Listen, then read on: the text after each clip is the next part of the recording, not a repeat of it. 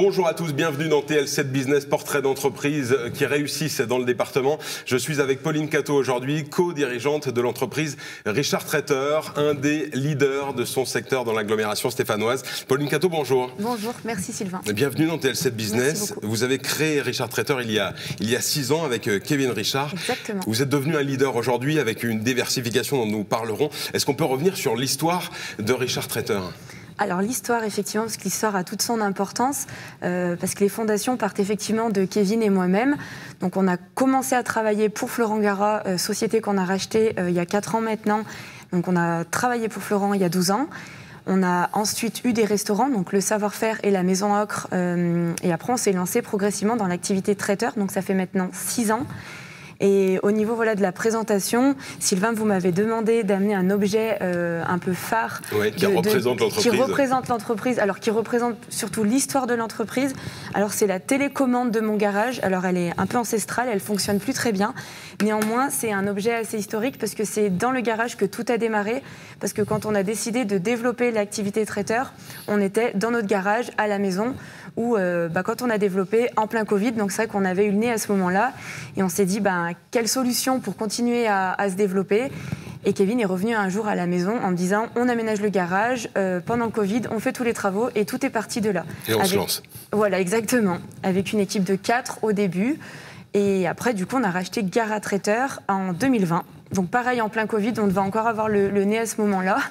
Et tout est parti de là. Quand on a repris la société, ils étaient 28. Oui.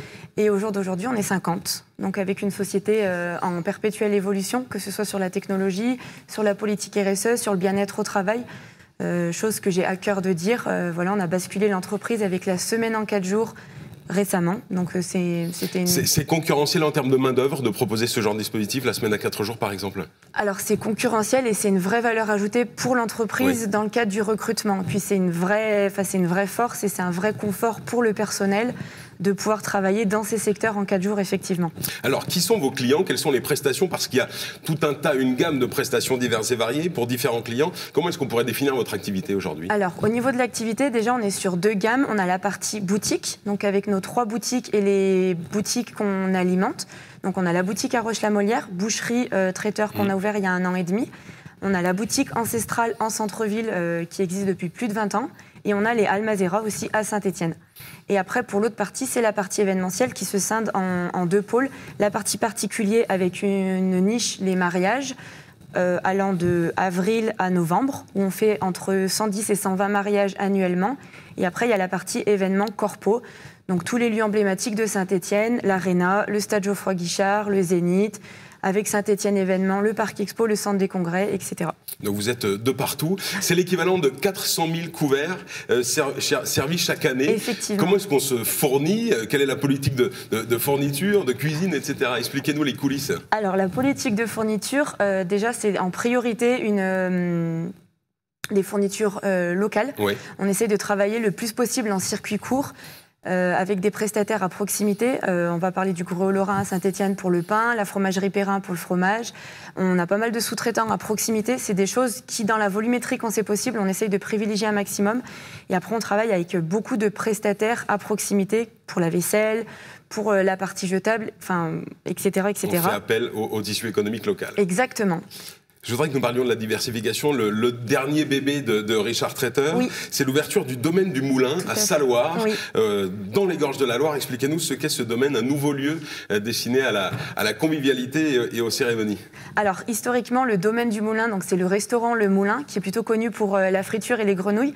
Restaurant emblématique des Gorges de la Loire, parce que ça a été un restaurant pendant 90 ans, qu'on a racheté cet été à vocation d'en faire un domaine de réception, lieu de vie, avec une partie corpo la semaine, donc séminaire, journée d'études, demi-journée d'études, et aussi un domaine de mariage. Donc on est en train de travailler sur les plans, avec à venir pour 2026, donc un nouveau domaine de réception où il y aura 60 couchages. C'est une belle évolution dans l'entreprise de disposer de son propre lieu C'est une réelle valeur ajoutée, effectivement, et ça boucle vraiment la continuité de nos projets. C'était une demande qu'on avait par nombreux de nos clients pour diverses réceptions. Et c'est un super projet qui nous tient vraiment à cœur parce qu'étant des Gorges de la Loire, on vit à Saint-Victor-sur-Loire, on travaille sur le bateau des Gorges de la Loire depuis presque 10 ans. Et il y a un réel potentiel dans notre région et il y a vraiment des lieux incroyables qui sont encore à connaître et à développer.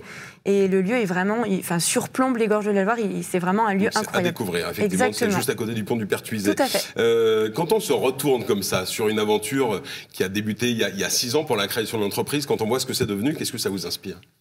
Alors, qu'est-ce que ça nous inspire? Déjà l'humilité, parce que sans nos équipes, on ne peut pas faire tout ça. Donc je les remercie vraiment. On a vraiment une équipe qui nous suit dans chacun de nos projets, aussi fous les uns que les autres. On a vraiment des piliers dans l'entreprise qui nous suivent depuis des années. Donc déjà, c'est la reconnaissance de nos équipes, c'est primordial.